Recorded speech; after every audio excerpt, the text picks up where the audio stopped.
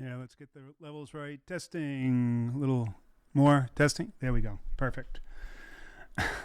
Hey, there's always got to be a little bit of a faux pas in the beginning of your week. Hi, this is Coach Ernie, and this is the 0 Days to Expiration show, War Room, podcast, you choose. Anyways, it is Monday, April 13th, Monday morning around 9:15, and we do this show every week, Monday, Tuesday, and Wednesday, and it's usually all centered around a theme. Today, we're going to be talking about position sizing and why it is perhaps one of the most critical elements to your success. And I'm going to go through a lengthy, well, not lengthy, but very interesting presentation. And I'm going to show you the math on why position sizing is so important. So we talk about zero DTE products, strategies, as well as our service and what we do. Here at 0 Days to Expiration, we are the original zero DTE service on the internet. And our goals are to help you become consistently profitable, independent, and trade at a pro level. So we have a service that you can join. You can go to flyonthewall.ai or go to the link down below and check it out. It includes an incredible tool plus a Discord and daily coaching on that Discord, as well as a coaching call every Friday. It's a fantastic service. Check it out below. If you join the upper level version, you become part of our coaching program, and we have live daily coaching calls. So that's enough about that. Let's get on to what we're here to talk about, position size. A lot of people don't really put the kind of emphasis that they really need to on position size. Let's just say that most people don't look at it as something that is strategically important, or it's, whatever they feel they're going to put into that particular trade. But consistency with your position size and having a strategy behind it makes all the difference in the world, particularly when you consider that over the course of a year, you're going to be probably trading anywhere from a couple of hundred to a couple of thousand trades. How you size your positions in a consistent manner is going to directly impact your overall performance. And keeping track of it and understanding why you're doing it, understanding the math, unbelievably important. So what we're going to do, first of all, like we do every week, is first talk about our morning routine. That's all geared around our strategy, which is an asymmetric risk to reward, very tiny risk, large potential reward, playing volatility, playing options, looking for both directionality and optionality in our trade. We typically trade out of the money butterflies to achieve that. Determined risk, large potential profit. And what we need to do every morning is figure out how wide we're going, and we do that by looking at volatility. We also look at our market structure. That will tell us where the trading event is likely to happen. And we determine what direction that we're going in. Direction is pretty simple. It's determined by trend, and we go with the trend. We trade with the trend like everybody. And you'll see in the position sizing why trend is so important and how it actually determines ultimately what our win rate is and how we trade, and everything's going to follow. You're going to see that. So let's start by looking at the morning, and we're going to see how our trade's going to set up, and then we'll get into the presentation. All right, that's our trading platform. All right, first thing is looking at the VIX. Where's the VIX this morning? It is down a little bit, or is it slightly elevated? Let's see here. We'll look at the VIX futures. We're a little bit down, or we're slightly elevated from Friday, but where we started, we're down a little bit. But we are elevated from Friday. We're at almost 22 on the VIX. So that puts us into the lower end of the Goldilocks zone, what I call Goldilocks 1. Goldilocks 1 goes from 17 to 24.5, and then from 24.5 to 32 is Goldilocks 2. These are my volatility regimes. The lower one is 17 and below. I call that zombie land, and above 32 is chaos. These are important. They're going to determine the rate of decay of premium, and that rate of decay of premium is going to directly affect how wide we should be considering our butterfly widths. And so here's our guide here. This is our playbook. And you can see that when we're in the Goldilocks 1 area, we're looking at 30 to 40 wide. So today, when we find that there is an opportunity for a trade, we're going to set up a 30 to 40 wide butterfly. It's not at the money. It's going to be put out of the money using our risk to reward. And we'll be talking about that as well. Pushing it out, typically making the debit 10% or less of the width. So if it's 30 wide, that means $3 or less. That will set us up for the proper risk to reward. And again, we'll be talking about that in the position sizing presentation. So that's what we're going to do. Then we're looking for the event. The event is all based on the structural setup of the day. And we do that by looking at volume profile and marking it up. So you can see here, I have it all marked up. And we'll zoom in on 5 minutes. That's our trading day. And what we're looking for, here's our trading day. Here are the sessions already marked out. Next step is to determine our direction, the direction that we're trading in. And the way I do that is simply look at a longer term chart. Let's see, let's look at the ES and then apply a 21-day moving average. No, that's not it right here. There it is. There we go. And let's turn it on. Bam. So if it's a blue color and pointing up, then we're going to be bullish. If it's this magenta color or pointing down, then we're bearish. And it's quite clearly pointing up here. So that means that we have a bullish bias. Say that 10 times fast. A bullish bias. So now we know a few things. We know what size trade we're putting on. We know the direction. Then we only have to look for our event, and that's going to be based on trading structure. If we have a bullish bias, then what we're looking for is a pullback into structure. So let's go to our 5-minute chart. Now, I'm not saying there's going to be a setup right now. The market hasn't even opened, quite frankly. Once we have our market marked up, we don't really need the volume profile in the short term or the short time frame. We do that on the longer time frame. And if you go back, you'll see I have presentations on volume profile and all these different aspects. So I would encourage you to go back and take a look at some of our other videos. But it looks like this morning the futures are really taking off. We're in the E-mini S&P futures. And I can tell you right now that this is a volume node here. We're breaking out of it. Every single one of these structural levels represent support and resistance, as well as break in or out of liquidity zones. So we can see here we're breaking into a lower liquidity zone from a volume node, and we're breaking higher. So what we're looking for in terms of a structural event is market's moving like this way, and we're looking for a pullback into structure and then taking our trade when that event happens, when we see that event. And there's lots of different ways. We'll be covering that as well, probably in one of the shows coming up this week, when we talk about entries and profit management. So when we get a pullback into structure, we put on an out-of-the-money butterfly. That means putting on a call fly above the market, making sure it has a risk to reward where the debit is no more than 10% of the width. And so that's how we position it. So that's what's going to be working today. When the market opens, we may be able to go look at that, but I doubt it. We're going to be looking at our presentation. But that's how everybody in our service is postured right now. They all know what size they're trading. They know the direction of the market, and they're waiting for that structural event to occur so that they can put on their trade, and then they'll manage that trade. Now, when you put on that trade, you have to decide, well, how big of a trade am I putting on? How many positions? What is going to be my total exposure? And that's what we're going to talk about right now. So let me start by going back to the big head.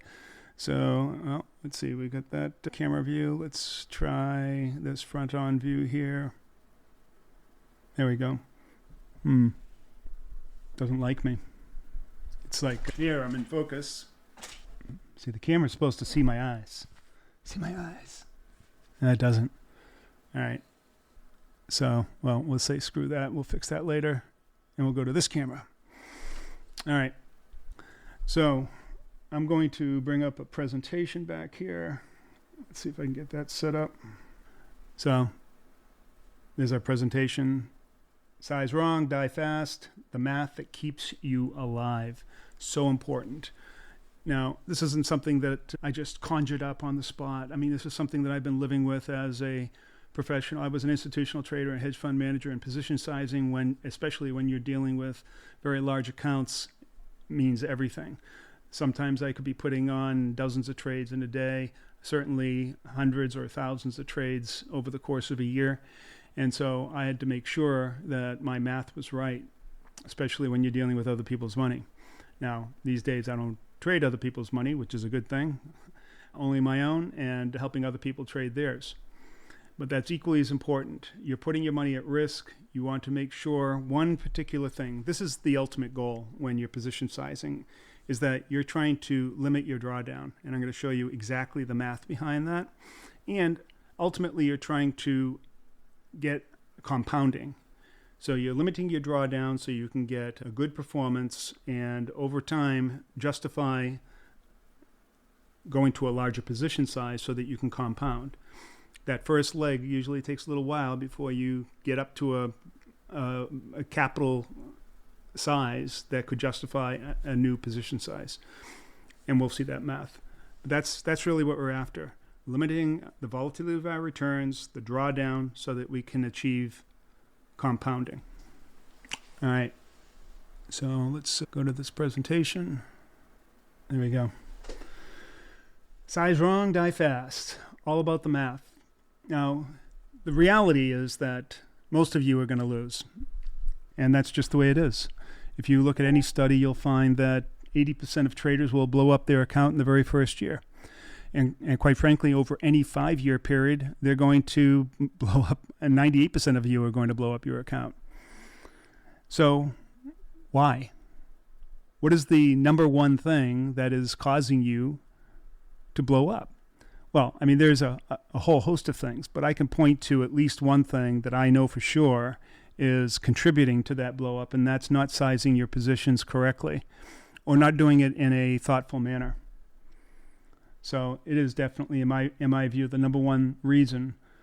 And that, let's assume that even if you have discipline, if you're sizing too big, you're putting yourself at risk. So it's all about the math. And the math is going to help you do one thing, and that's to keep things under control. When things are under control, that means emotionally you're under control. And when you're emotionally under control, you can make better decisions. You're rational, logical, reasoned, and that's going to work in your favor. In fact, keeping yourself under control is, in fact, one of the biggest edges that you can employ. If you can make logical, rational decisions all along the way, and you can be present with your trades, that's going to benefit you. You do that by not letting things get out of hand. And the way you do that is by understanding the math that will keep you in check. All right, next slide. So, again, as I said earlier, we're trying to prevent drawdowns. And here's the math of drawdowns, and it's very simple. Now, first of all, let me just say that the gold standard for most pro traders is a maximum drawdown of 10%. Now, first of all, what is drawdown? Drawdown is when you've achieved a new session high or a new equity high, and the amount that your position drops after that, whether it's over a couple of hours or a day or a week or whatever it is, the percent that it drops relative to your account, that maximum drop is your drawdown. Now, if you then figure out a way to come back up and make a new high in your account and then keep on going, then your next drawdown is after you've gone down again, and you just look at each one of those drawdowns relative to the size of your account, and you find out which is the maximum. You want to keep that drawdown in general within certain range. The gold standard for most pros is to keep it within 10%. We are much more conservative, well, at least I am. My goal is to keep it at around 6%, and I'm going to show you why. But the plain matter is that if you keep it to 10%, recovery is while it is annoying to draw down 10%, I mean, imagine a $100,000 account, you draw down $10,000. That is super annoying. But it's much more annoying. And, to get that back or to new high isn't really that difficult. It just requires that you bear down and stick to your plan. But it means that you're going to have to make 11% return in order to get to that new high. But look at this. This is the crazy part. If you let yourself draw down 20%, that means that you have to have a 25% return to get back to the previous high. If you're at 33% drawdown, that means you have to get a 50% return in your total account to get back to the previous high. That's crazy. And a 50% drawdown means you have to double your account to get back to that previous high. So you can see that it's an exponential curve as you're drawing down. The more you draw down, the more difficult it is to get back to where you need to be. So very important. By the way, if you have comments or if you like this content, either way, give this presentation a thumbs up. Really appreciate it. I really appreciate the comments there. And good morning to all of you guys. All right. So this is the number one reason why you need to control your drawdown in order to keep yourself sane and make it easy enough that you can recover. Of course, the smaller the drawdown, the easier it is to recover. All right. Now let's talk about some realities in your trading. I know everybody thinks that they can figure out where the market's going to go that day or whatever, right? I mean, I'm sure a lot of you people think that there is some sort of formula or some sort of special technique to figure out where the market's going that day. Well, you've been fooled or you've been lied to, because there isn't. There is no way to tell what's going to happen by the end of the day at that point in time. Sure, you can see momentum and you can go with it. You can trade with the trend and all that is great. It's still not a guarantee to tell you where that market's going to end up that day. And so the fact is that you can't. However, there are some ways that you can attain an edge. Trading with the trend is definitely an edge. And the reason why it's an edge is that when you trade with the trend, it's more likely when you enter a position that you're going to, the trades that go in the direction of the edge on average are going to be of greater magnitude than the ones that go against the trend. That's basically how a trend is made. But the fact is that even in any given trend, let's say a long trend, whether it's bullish or bearish, if you go and count the number of days that are up and down, it's going to be about even. That's crazy, isn't it? But it's true. And you can see that just by looking at a normal distribution of the S&P 500 over dozens of years. You'll find that it's equally distributed, positive and negative days. That means that every day is it's like a 52-48, but it's on any given day, it's about a 50-50 shot. Slightly biased to the upside. That's what actually makes the market go up long term. But still, basically, it is a 50-50 shot whether it's going to go up and down. So trading with the trend isn't trying to predict where it's going that day. Trading with the trend is to take advantage of that small edge you get by being in place and getting those larger magnitudinal moves in the direction of the trend. So that's why we do it. But it also means that if you trade this way, you can expect about a 50-50 coin flip win rate, right? It's either going to go your way or it's not. Now, there are some things that you can do to affect that, right? You can, but ultimately that's what it really. My win rate usually hovers somewhere between 45 and 55%. That is a very sane win rate for any pro trader. The only way that you're going to get a higher win rate is to sacrifice risk, and I've talked about that in previous episodes. And you don't want to do that. You don't want to overburden yourself with risk, and really that's what we're all talking about here today. A 50-50 win rate is perfectly normal. If you can't stomach that, then you're in the wrong game. If you think that an 80 or 90% win rate is the way to go, fine. But what you're missing is that you have to take inordinate risk in order to get that, and that is going to affect your overall returns and increase your drawdown and increase your rate of failure. That's why you are failing, because you're going after the high win rate. You probably didn't know that, but it is. The secret is to accept the 50-50 proposition and then just make sure your winners are much bigger than your losers. That's the secret. So our posture, as we said, is out of the money butterflies with the trend. All right. So it's really a logic chain. It's all about the math. We said that it's a 50-50 coin flip. That is immutable. I mean, that is the fact. You have to accept it. If you don't, then you don't belong in this game.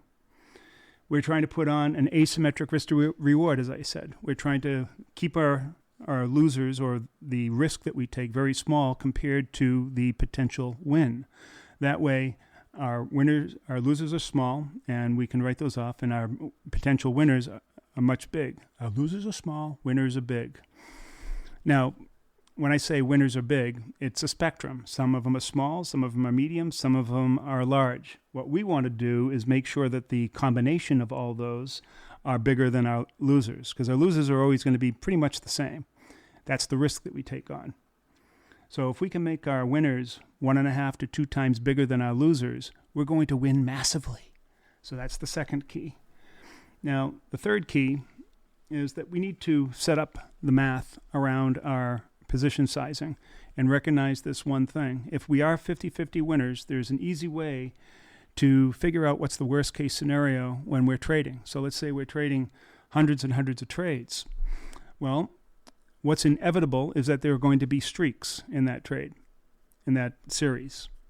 And if there are streaks, we want to figure out, well, what's the likely maximum streak that we're going to encounter? Well, there's an easy way to do that, and here's where some of the math comes in, and that's taking the log 2 of the number of trades. So let's say we take about 500 trades in a year, and we take the log 2 of 500 trades.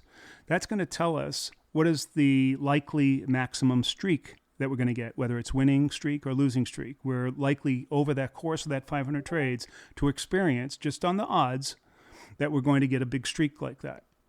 Well, that comes out to about 9. What we do is we round that up to 10 and say that, okay, over 500 trades, we're likely to have a winning streak that is going to go 10 in a row, and equally as likely to have a losing streak that's going to have 10 losers in a row. There's nothing you can do about it. It's not a bad thing. If you keep your risk small, then you won't get hurt by that. But it's an eventuality, and it is going to determine our position size, and you'll see why. So streak times the risk is really going to come down to what your drawdown is. And so the answer to that is to cap it. And that's what we're going to see next. So, but first, let's take into account another realization, a reality, a truth.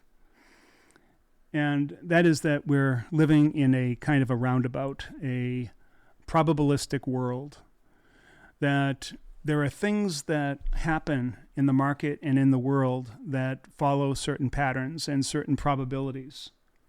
And there's a reason why we use a 10% debit rule when we're setting up our trades. So in other words, if we have a 30 wide butterfly, we make sure that the debit that we take, or the risk that we take, is no more than 10% of that width. So a 30 wide, we never pay more than $3. We would like to pay less than that, but that's the rule. And there's a reason for that. This 1 in 10 thing will show up all over the place in your probabilistic research on all sorts of things that have to do with trading and options. Here's another thing that you have to take into consideration, and that is expected move. A lot of people will trade to the expected move. They think that as long as I stay within the expected move, I have a much better chance of winning that day. What they don't understand is that the closer that they try to get to the money and get within that expected move, the more risk that they have to take on in order to achieve that. When you start going outside the expected move, they'll think that, well, the chances of me getting out there are relatively small.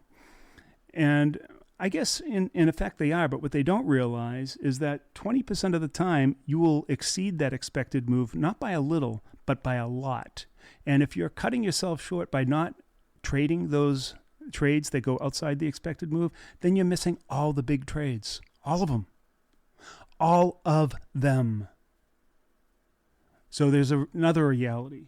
19% of the time, the market moves outside the expected move. And I'll show you a chart of that someday. I don't know. Maybe I can show it to you right now. No, I'm not going to show it right now. But I should have included it on this presentation. But it is very impactful. When you see the chart, it's like, oh my God, I've been trading against that all this time. So if you want the big move, you must trade outside the expected move. Again, it's kind of like not what everybody else is doing, and that's the point. There's a reason why most retail traders are trading inside the expected move and why most pro traders are trading outside of it. Think about that.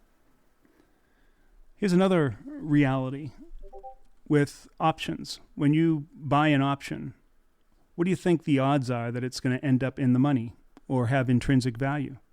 A lot of people don't think about that. They only like the leverage and they think that that's what counts. No.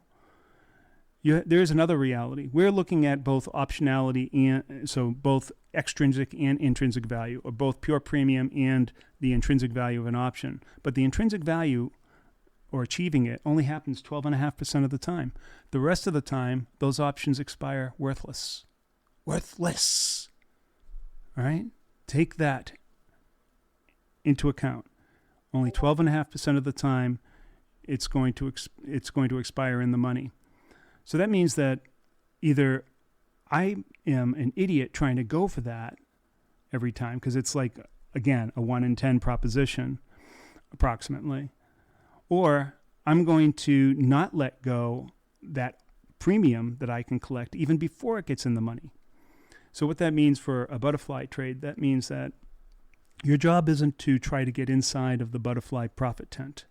That's where that 12.5% comes from, by the way. It's about the same as a long option getting in the money. It's about the same odds when we put it on that 1 to 10 risk to reward that we're going to get inside that butterfly tent.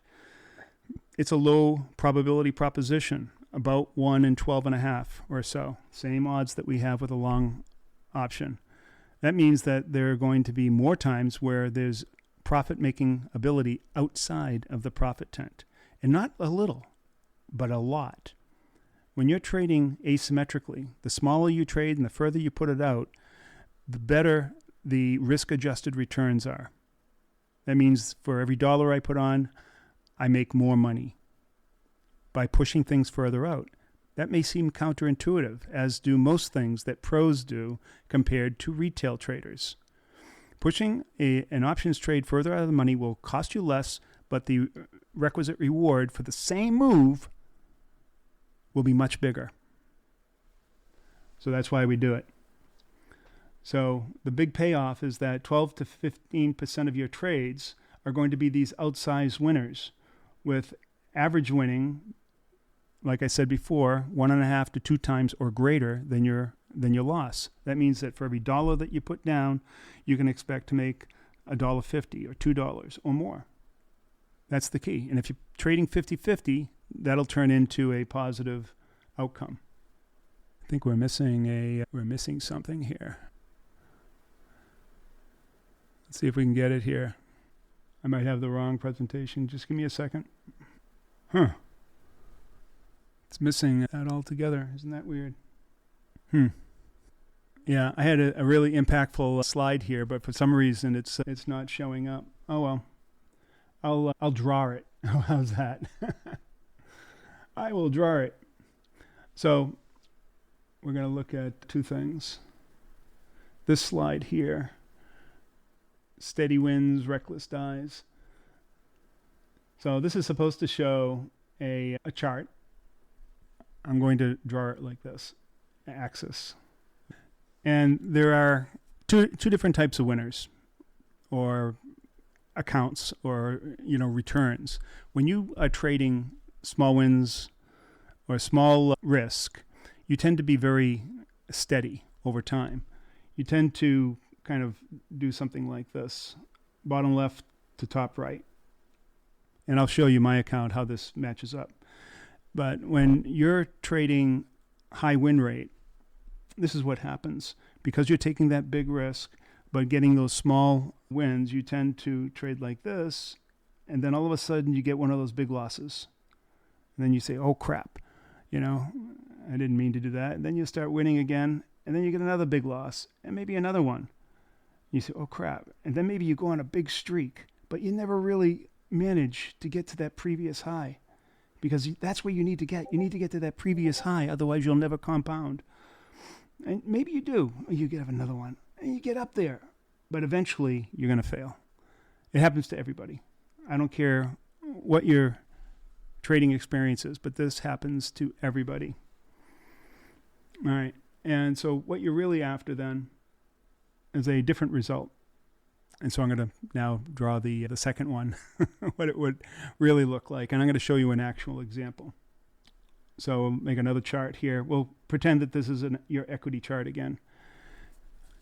You want, in order to compound, you need to have steady results, so that over time there's going to be some point where you can justify increasing your position size so that you can continue those steady results and do that, and then increase again and do this. That is going to produce that exponential curve like that. That's what you're after. Now, it's not straight up like this. What it is kind of a stair step. If you were to take a small little look at right here, and I'm going to show you this in an actual account in a second, that it actually looks something like this, where you're going sideways and then you make a big win. Then you go sideways and make a win. Sideways and make a win.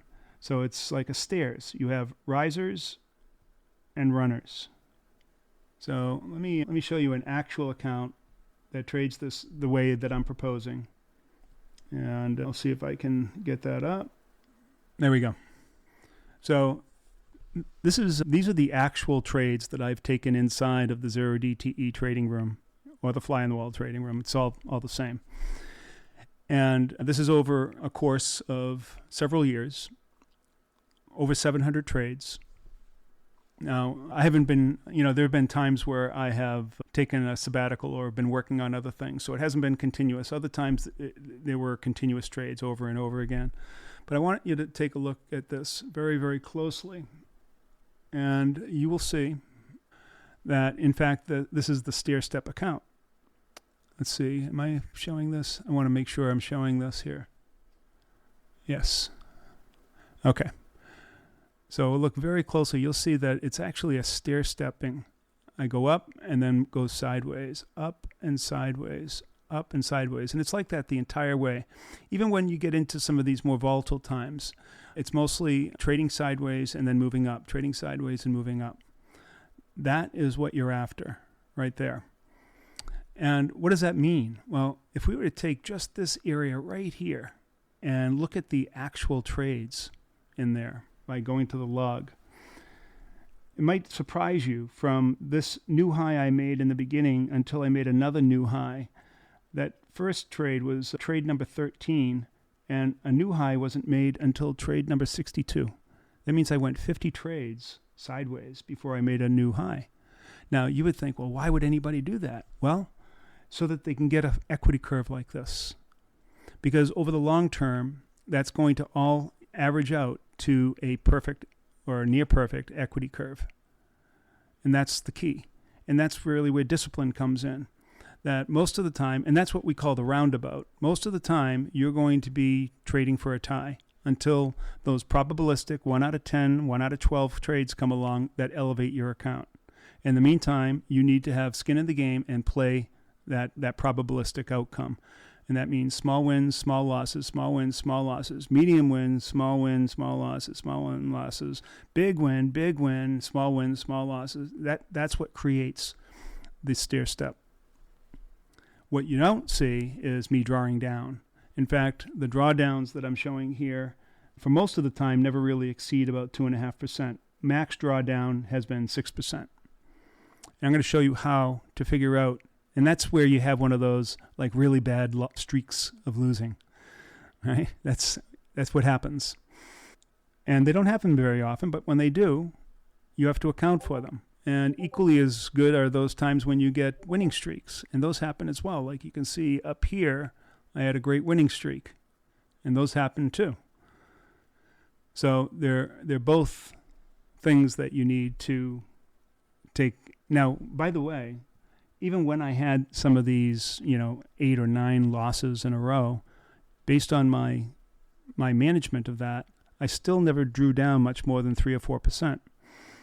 this happened because I was taking some bigger trades and got those 8 or 9 losses in a row, and it ended up with a larger drawdown. But then my strategy kind of buckled me down and traded even smaller until I recovered, and then I can start resuming my old ways. So that's a real life account on how to manage and showing everything that I'm talking about in real life. All right, so now I'm going to go back to the presentation, which is this one. And okay, now let's take a look at application of this idea and using the math that I've shown you. So first of all, we have to decide what is going to be our maximum drawdown. And for me, well, as I said, the gold standard for most pro traders is 10%. I find that a little bit more aggressive than I like. I like 6%. That lets me feel good about my trading and my constitution and making it easy enough for me. I know that at 6%, all I need is 2 or 3 good trades to get back to a new high, or maybe a dozen small trades to get back to a new high.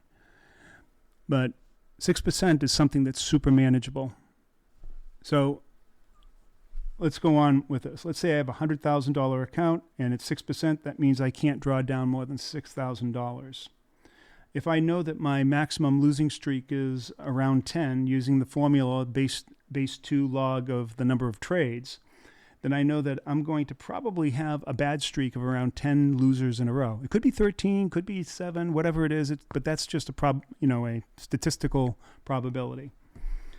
So if I divide 10 into 600, that's how I get my position size. So I know that if I trade a position size of 600, and if I have 10 losses in a row, that'll bring me down to my maximum drawdown.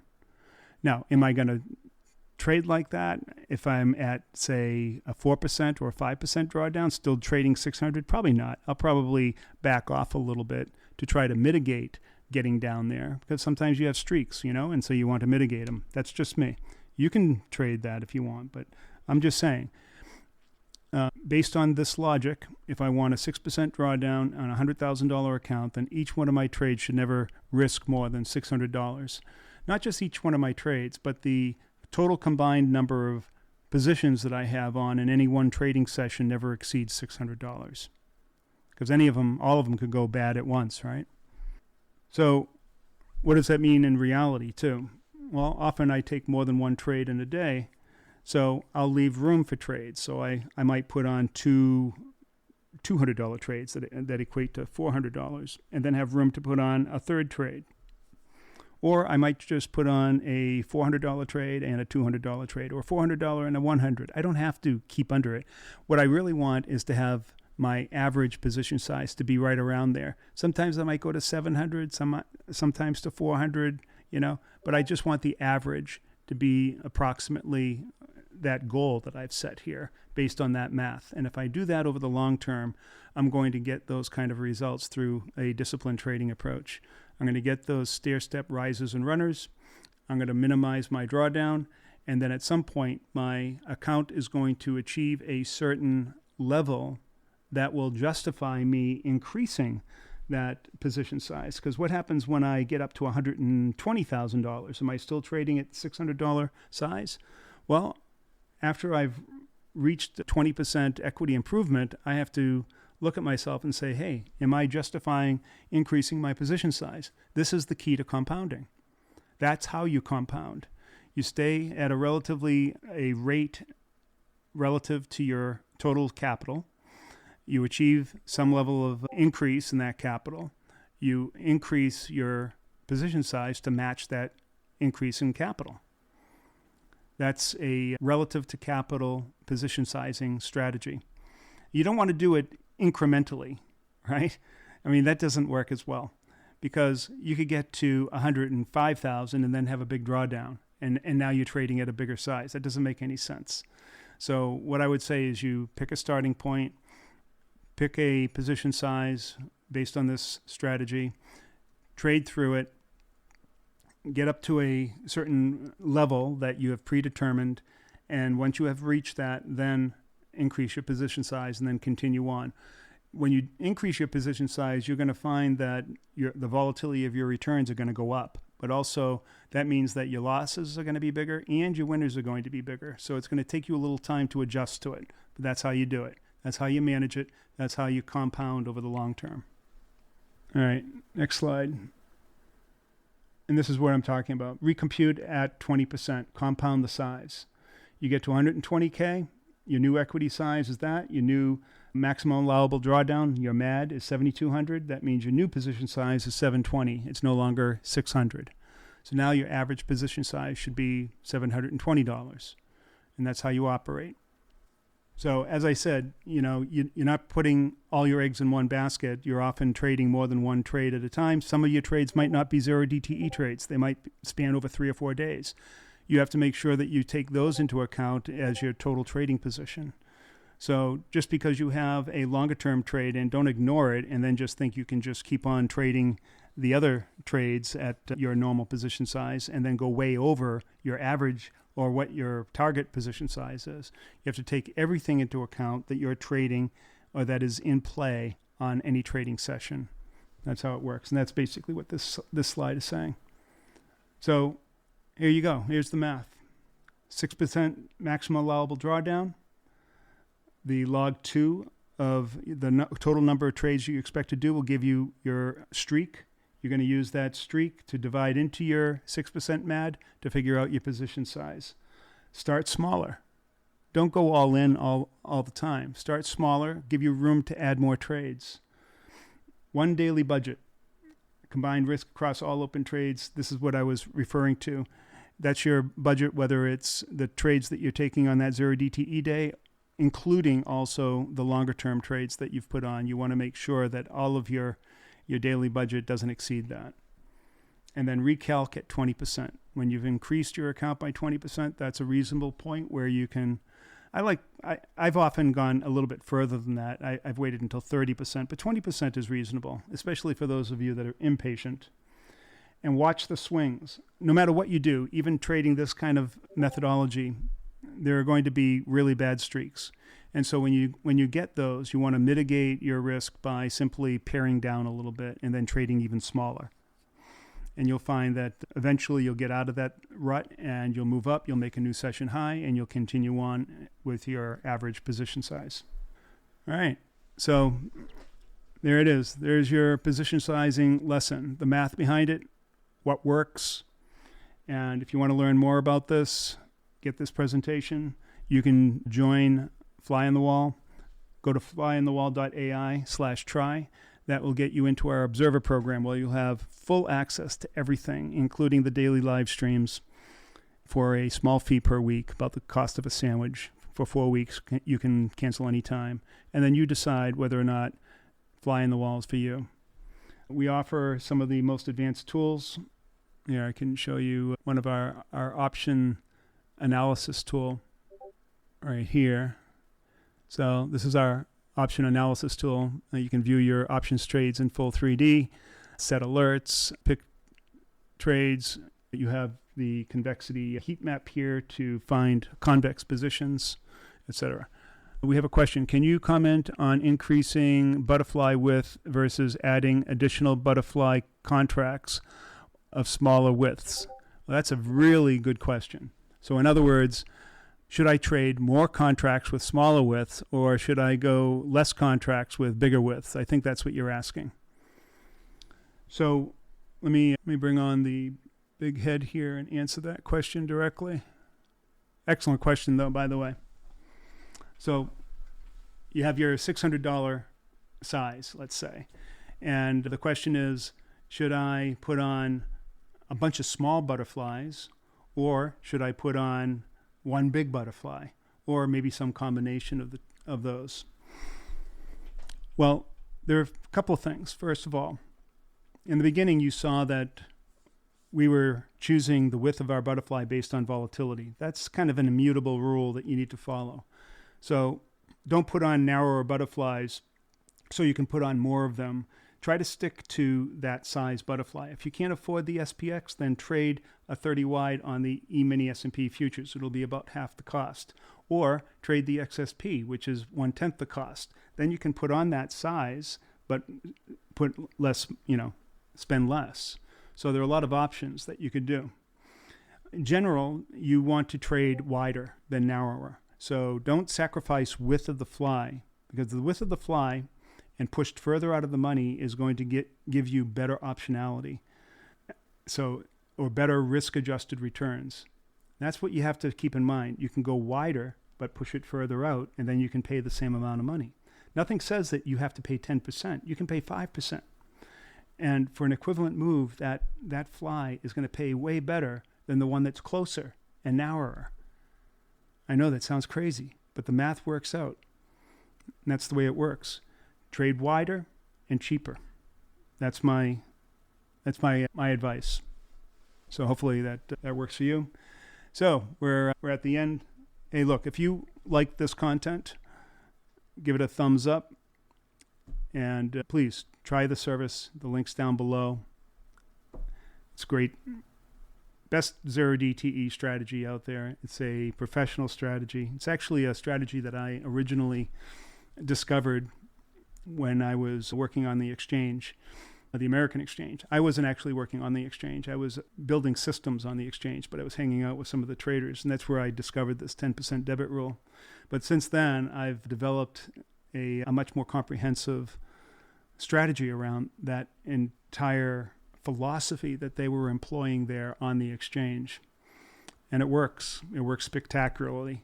It does take a lot of work to develop the discipline to apply that. And look, if you've been trading one way all your life, it's going to take some time to shed all that baggage that you've accumulated so that you can trade this way. But once you do, you're going to start achieving the type of things that you've always wanted to achieve as a trader. Long-term growth and compounding. That's the key. All right. That's all I've got to say. Thank you very much. Let me get my finger on the button. Coach Ernie is out. Peace.